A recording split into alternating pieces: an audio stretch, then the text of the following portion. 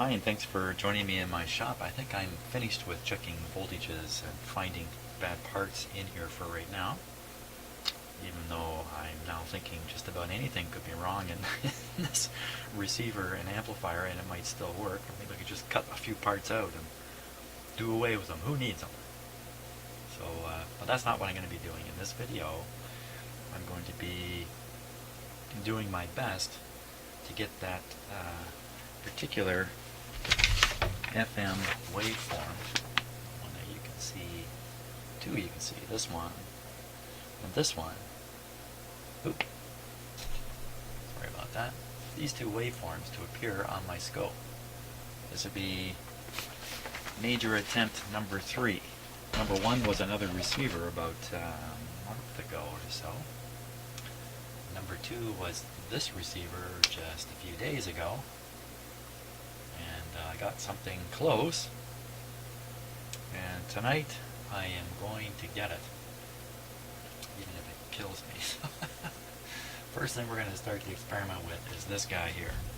Okay, so thank you again, Jim, for giving me this and the scope. I'm trying to make my best use of it.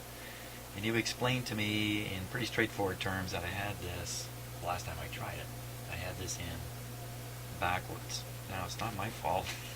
There's no arrow on it for me to know which way is which. But I just assumed this went on the scope, and then the scope probe went on here. No, not at all. Not at all. In fact, this is really meant to be connected onto a signal source here, like an oscillator, like a piece of test equipment. And then the output should be a rectified version of the alternating current going in here, the signal going in here. So it should see a flat DC line coming out of here. So we're going to give this guy a go. And then once I realize I still don't know how to make this thing work, we'll set it aside, and I'll get on with using the discriminator, or the detector, if you like, the FM detector in this radio, do the same thing as this, and try to get those very important and valuable shapes onto the oscilloscope. Now I gotta thank you all who've been following closely and putting comments in. There's a lot of really good comments, including some very extensive procedural comments on how to get from where I am now, which is in the fog, to where I want to be, which is in the clear. So of course I'm not going to pay too much attention to all that, because that would ruin that would ruin my fun. But yes, I've read them all. I have them in my head, all jumbling around and bouncing around, and somewhere out of all that, I think I'm going to hit the mark this time around. So let's start with this guy. So, oh wait a minute, we can even do something else first. Like, look at my tower of power here. Oh my gosh, this gigantic 2 tons of equipment I've got up on shelves here. I'm going to run through all this stuff really quickly just to let you know what it is. And so you have some idea. You can probably see little glimpses of it from time to time. And I think I have done a video in the past where I talked about all this stuff. If you look up high enough, whoa, way up there is my tube tester. So this is really what we want to look at. There's an awful lot of signal generators we're looking at. So let's start with my favorite baby. Oh, too bad it's not working right now. This guy here. Picked this guy up in college. I used to use it to beat against my shortwave radio, and I used my Heathkit, which I bought for this specific purpose, and built my Heathkit signal frequency counter around. And this combined with a shortwave radio, and I was one of the few people who had digital output early on with an old boat anchor radio. So I just tuned the radio, tune this thing until it beat with it, until you hear I can't whistle, so I won't even try. There's a heterodyne tone, and then just read the frequency off of here. Had a great time. This guy is lots of fun to use. It's a precision device. Too bad it's not working. I won't dwell on it. Picked this guy up in college at a what kind of store? Pawn shop, believe it or not. And this is a laboratory piece of equipment, and it produces an FM signal at around 100 megacycles, and it produces a stereo signal. You can actually feed in, there's got a couple of phono plugs in the back, you can actually feed in your own program material if you wanted, and this thing will transmit it out.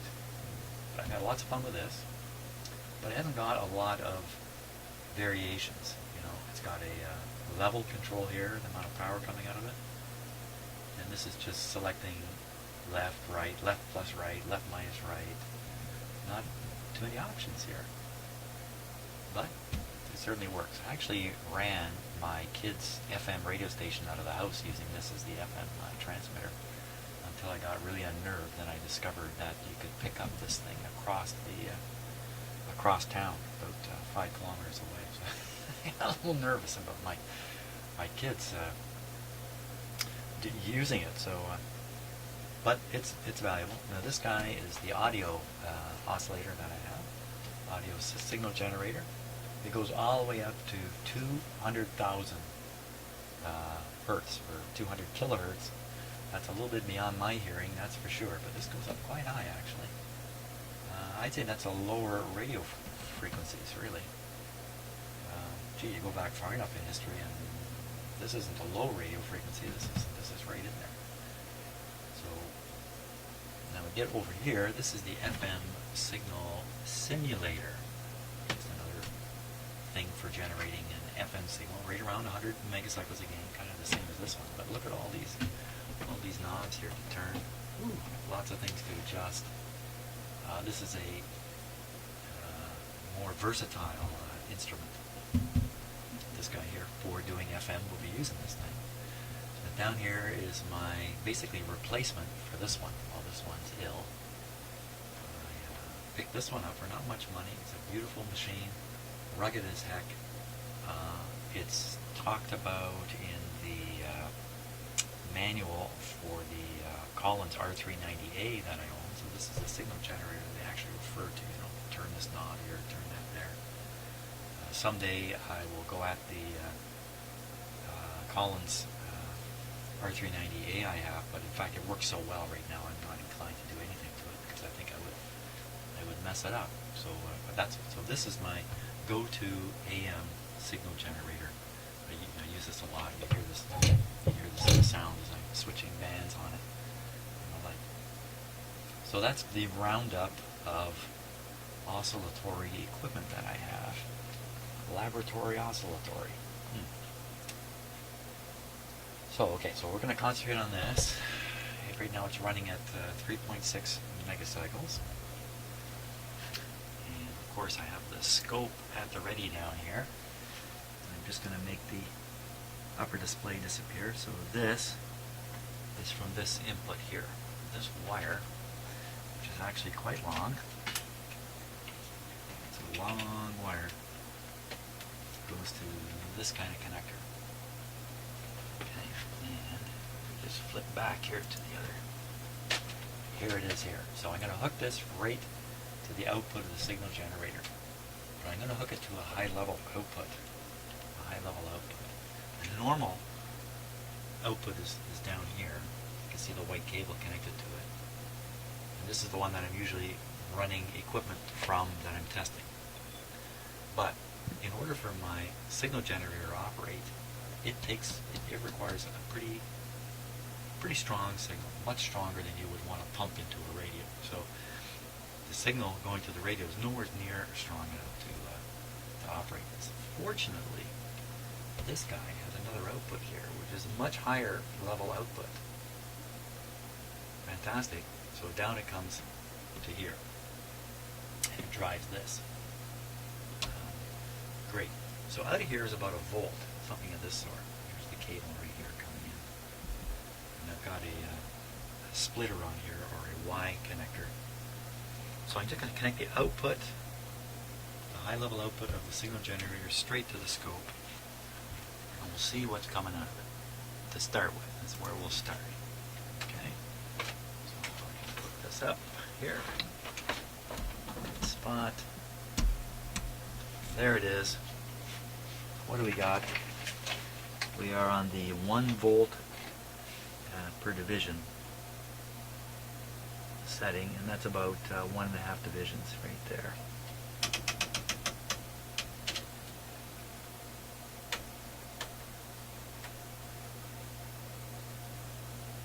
There it is. Presto. Looking a little odd, but there it is. So that's the output of the signal generator. Now, I should be able to run that through a little magic box here. And what I should get out of it is a DC signal that varies with the strength of the alternating signal I'm putting in. So we're putting in about, what did I say, about a volt and a half. Volt and a half peak to peak. So I'm just gonna insert this right in the circuit here. It's the other way around from when I used it last, a few videos ago.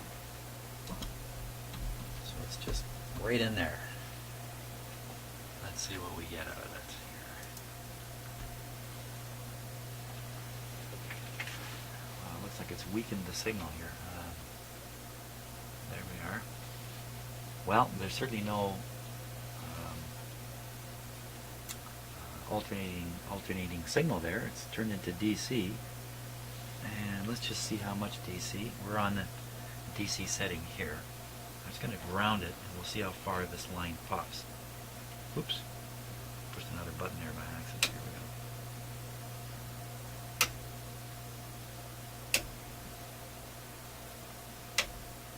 I don't see any motion. Let me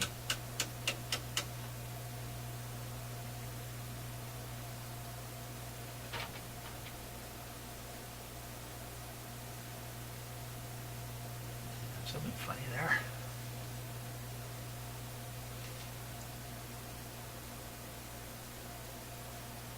Pretty odd looking thing. Now I'm down to 10 millivolts per division. It's pretty sensitive. Let's ground it. Well, I don't see that there's any DC voltage coming out at all. Coming out of that little box.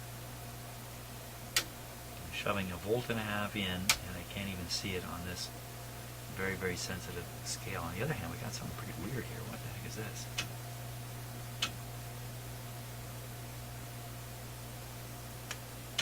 What is that? It looks like two wires twisted around each other, and you're looking at it through some vertical Venetian blinds. Let me see if I can get a little better on the screen here.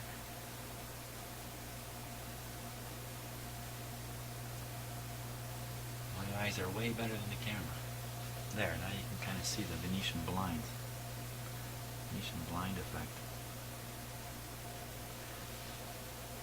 But no way is that it's not at all what I'm expecting. Maybe I'm way off on frequency. Maybe this thing is frequency sensitive. So I'm at 3.6 megacycles. Let me take it way down. Oh, it didn't change. What? What are we actually looking at? Looking at some hum on the wire? Well, it's showing up from the wire. I'll do the other end here.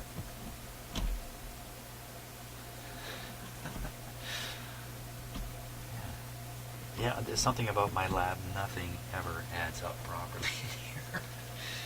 So when I disconnected the other end of the wire, that thing went away. But when I vary the signal frequency dramatically, we're down to we're at 1 megahertz. Let me go way up. Just making no difference. Making no difference.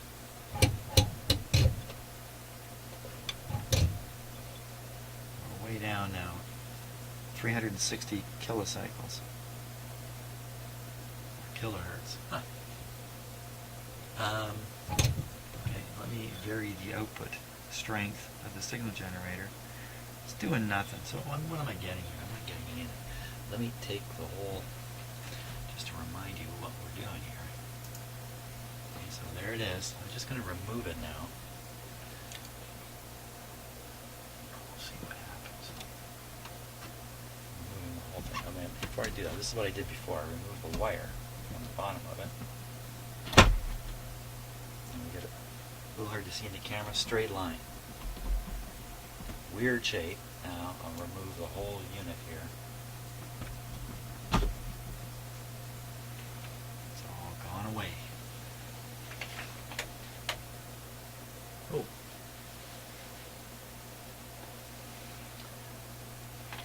I got a button pushed in by accident over here.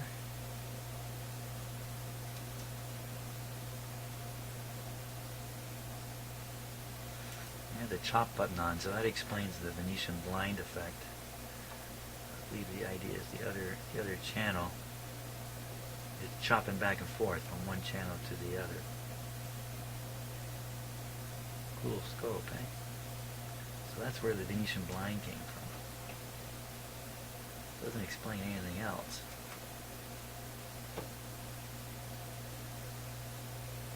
Okay, well, I think this part of the experiment's over.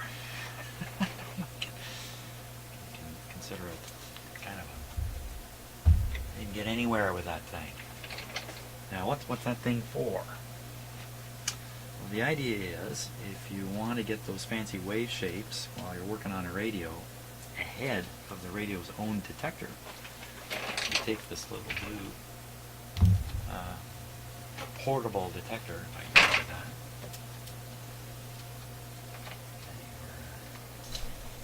Pocket detector, whatever you want to call it. And you can feed into it the IF signal from earlier stages of the radio. And voila, you can get those fancy shapes, especially is